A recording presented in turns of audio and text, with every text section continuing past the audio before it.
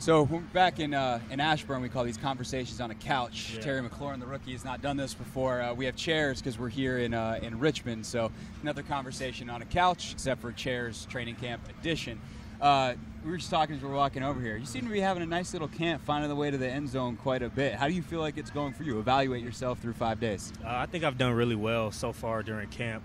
I've gotten a really good grip on our offense. I'm playing really fast, and I'm just trying to compete, learn from the veterans, learn how to practice what it takes to come out each and every day and get better, and I feel like I'm doing that. I'm not necessarily there yet, but I'm proud of how far I've come so far. You had a lot of reps on Josh Norman today. Mm-hmm. What's it like going against him? I mean, that's a great measuring stick for me, a guy who's one of the better corners in our league, very smart, and you give any tells, he's going to be able to jump the route. So I just want to use my speed, not give him any tells when I'm going one-on-one. We had some good one-on-one reps. We had some good team reps. So that's only going to make me better. Hopefully it's making him better as well. And I'm going to keep trying to go against him.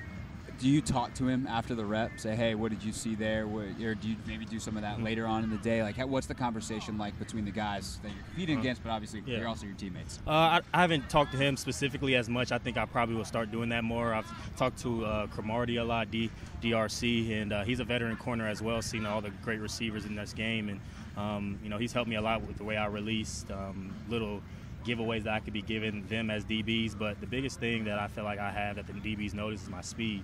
And if I don't give them a big area surface when it's come to press, then I'm a tough cover. So I just want to continue to do that and take any feedback I can from them to incorporate. So while we're talking here, Trey Quinn's over talking with the Junkies, a guy who's only been here a year, but I mean, just watching him play, it's clear he has a great understanding of how route running is supposed to go, how offense is supposed to work, the timing. What have you been able to learn from Trey and maybe some of the other veteran wide receivers?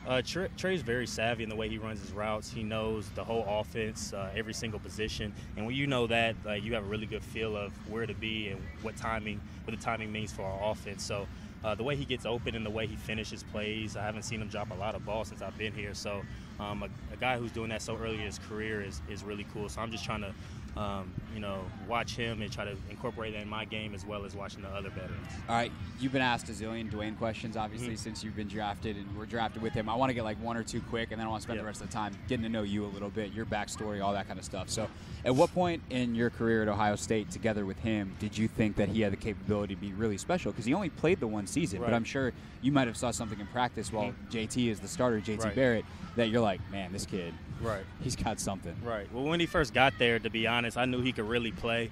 He kind of had that swagger about him coming in. He had that confidence playing that quarterback position. It just had to get him that experience. I mean, that's tough to do on the sideline, but that game he came in against the team up north when JT went down, I still won't say it.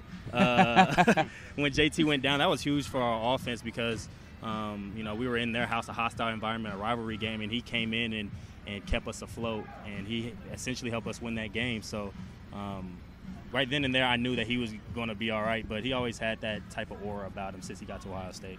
So how have you seen him progress already? And I'm sure you've got a behind-the-scenes look. I know you guys wind up studying a lot together. So how has that process gone? Maybe even if there's a story you can tell of like any kind of moments that have clicked as you've progressively taken these steps up the ladder to the knowledge level you're at now. Right. Well, we're roommates. We've been roommates since we've got here, and we're really close. We've gotten even closer than we were at Ohio State. I'm even in the room helping him with the calls. He'll take the install for the next day, and he'll call out the plays just so he's clear and concise, and he can come out here and be efficient. I'm telling him what I see. I'm telling him what we're looking for as receiver, and he's telling me what they're looking for as quarterbacks. And his best practice was not this practice, but this past practice. He was just clicking on all cylinders. He had that rhythm. He had that confidence that I've seen time and time again. This practice was up and down for him because he expects to be the best. He made some plays, but he also missed some too, in his opinion. But my job as a guy who's seen his best and seen his worst is just keep his confidence up, keep him really progressing because we could possibly need him this year. And we just need him to continue to have that confidence, that swagger that he had the other day. I'm just telling him we need that every day. So, Terry McLaurin with us here on 106.7 The Fan. I'm Craig Hoffman. For the radio audience, obviously, if you're watching on video, thanks, you can see us. But I remember when you got drafted, we had your conference call. I'm one of the guys who's in the room on the other end of the phone. And as soon as we got off the phone, I texted one of your front office guys and went, I don't know where that kid came from, but he's my new favorite player.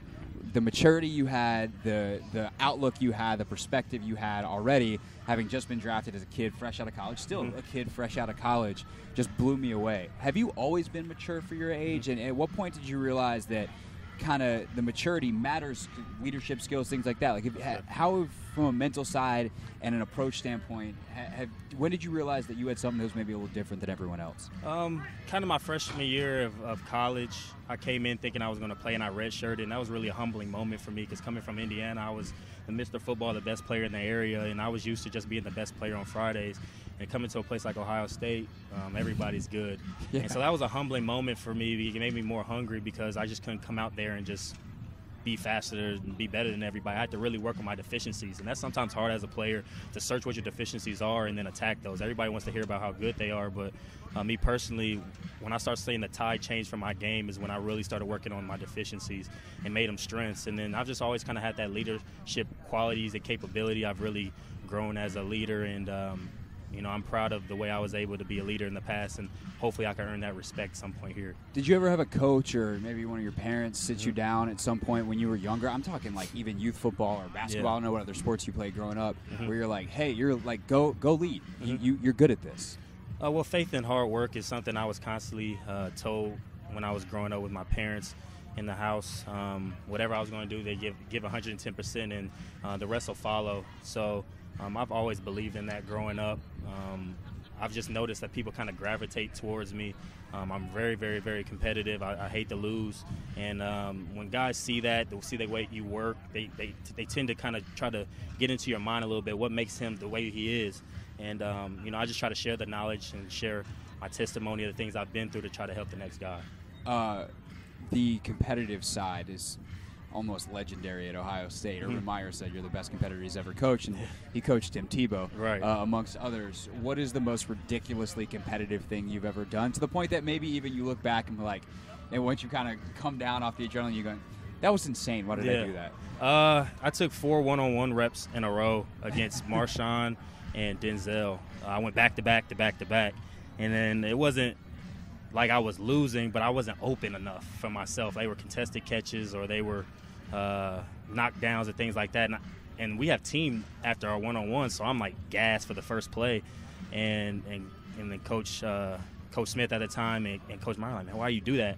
And I'm like, man, I just hate to lose. Like, I hate it. And I've learned to kind of let some plays go, because when you get good on good player versus good player, you're not going to win every single battle, but just that hunger to refuse to lose is something I've really taken pride in. What about away from football? Like, if you're playing Uno, or you super competitive? Like, what about away from football? Is there a crazy competitive story? It's probably worse. I'm not. I mean, not necessarily I should necessarily say that, but I hate losing in anything. I remember I'll play Scrabble with my family. I'll have an X, a Z, and a Y, and I'm sitting there for 10 minutes trying to make a word. How do you make a word out of that? Same with video games, man. I hate to lose, and I've learned that you could learn a lot of lessons from losing, but in no way, shape, or form do I like it. Yeah, that's funny.